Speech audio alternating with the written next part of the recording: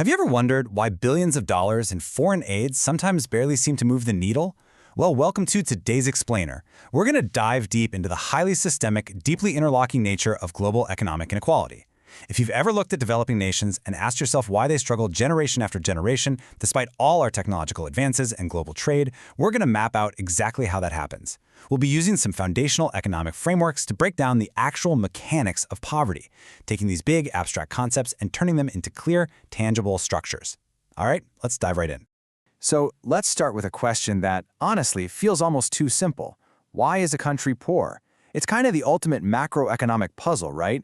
We usually think of poverty as a temporary state, like a lack of cash right at this moment. But when we look at developing nations, poverty often isn't just a valley they're passing through. It's a trap. It's a condition that seems completely locked in place, actively resisting any efforts to overcome it. To understand why nations stay trapped in hardship, we have to deeply rethink how we define poverty in the first place. This whole shift in perspective is perfectly captured by a defining, slightly paradoxical quote from the renowned economist Ragnar Nurkse. He famously stated, "A country is poor because it is poor." Now, hearing that out loud, it sounds completely circular, doesn't it? But, well, that's exactly his point.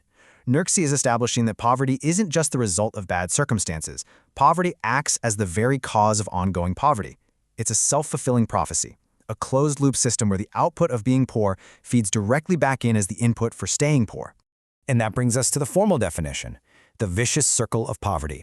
It's defined as a situation of self-reinforcing forces related in a circular way that results in the continuation of poverty and underdevelopment. So the absolute crucial takeaway here is that we shouldn't view poverty merely as an empty bank account. Instead, I want you to imagine it as an inescapable machine. It's this massive constellation of economic forces acting and reacting upon one another, turning heavy gears that keep a poor country exactly where it is. And to dismantle a machine, you first have to understand how its gears work. All right, let's map out the very first part of this machine. We're looking at Loop 1, the supply side of capital formation. Let's trace the actual flow of this trap. Starting over on the right, we have low productivity. In an underdeveloped country, total output is just low. And because folks aren't producing much, they naturally have a low real income. Now follow this path downward. When your income is incredibly low, you're spending literally everything you have just to survive day to day, which means zero savings. And if a whole society has no savings, banks and financial institutions don't have money to lend out, leading directly to low investment. That low investment means no new tools, no new factories, no new tech, a state known as capital deficiency. And where does capital deficiency lead? Straight back up to underdevelopment and low productivity. The loop is entirely closed. To really ground this, let's picture a small-scale farmer.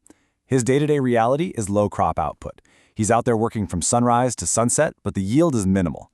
Because of that low productivity, the income he brings home is barely enough to put food on his family's table. There's absolutely no surplus. He literally cannot put a single dollar into a savings account for a rainy day.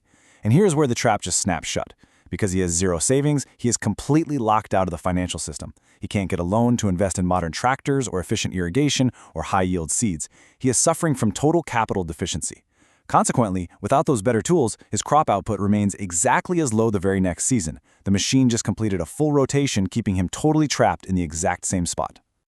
Now, let's zoom out from the individual farmer and look at the broader macro market.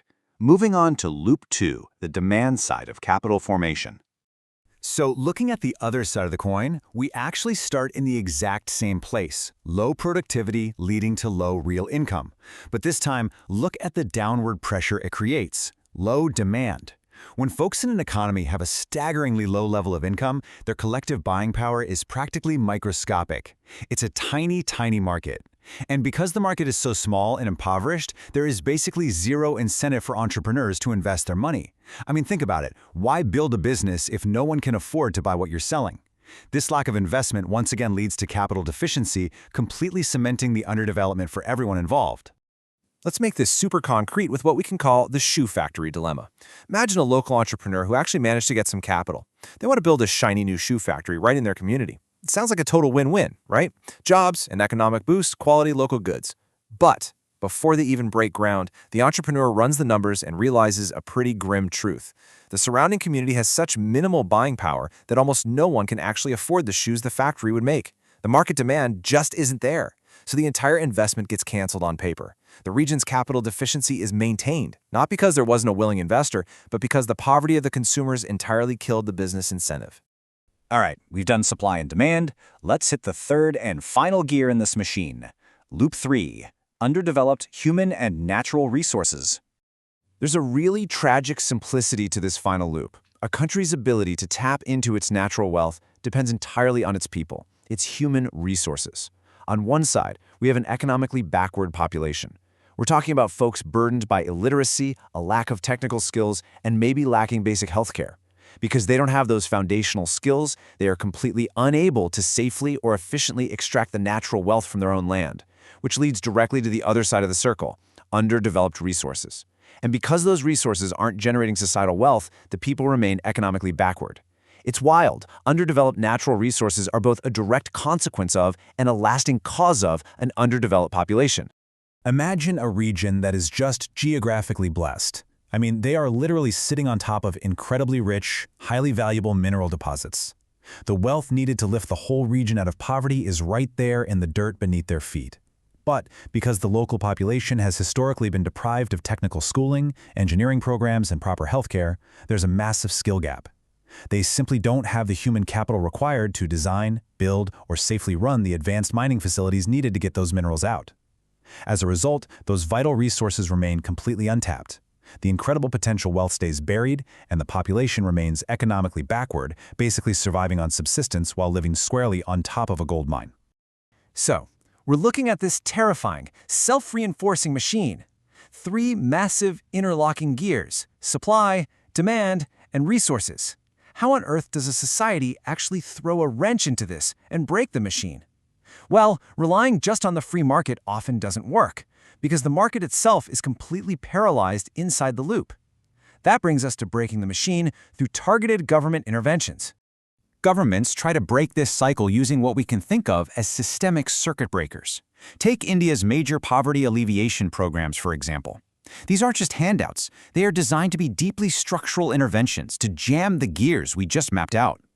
MGNREGA, for instance, attacks the low-income and low-demand loops head-on by guaranteeing 100 days of wage employment to rural households. That forces cash straight into people's pockets, instantly creating the buying power that our shoe factory entrepreneur was missing. Then there's PMKVY. It tackles the human resources loop by offering industry-relevant skill training to youth, turning an economically backward population into a workforce that can finally tap into natural resources.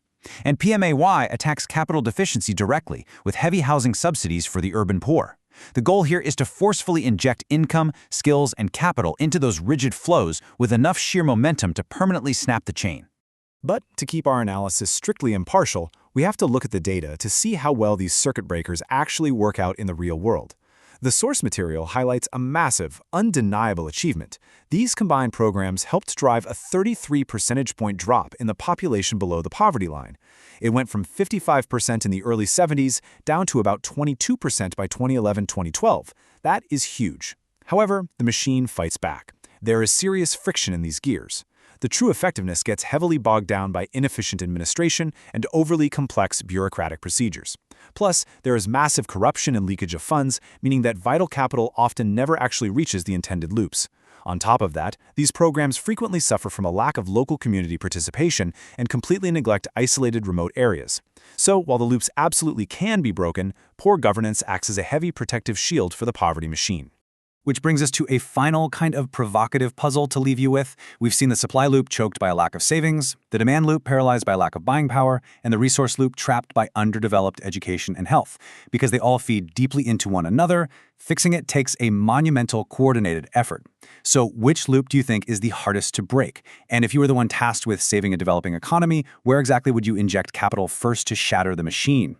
Understanding Ragnar Nurks's vicious circles really forces us to realize how surgically precise our solutions have to be, doesn't it? Thanks for joining me for today's Explainer. I really hope this helped you see the mechanics of global economics in a much clearer, structured way. See you next time.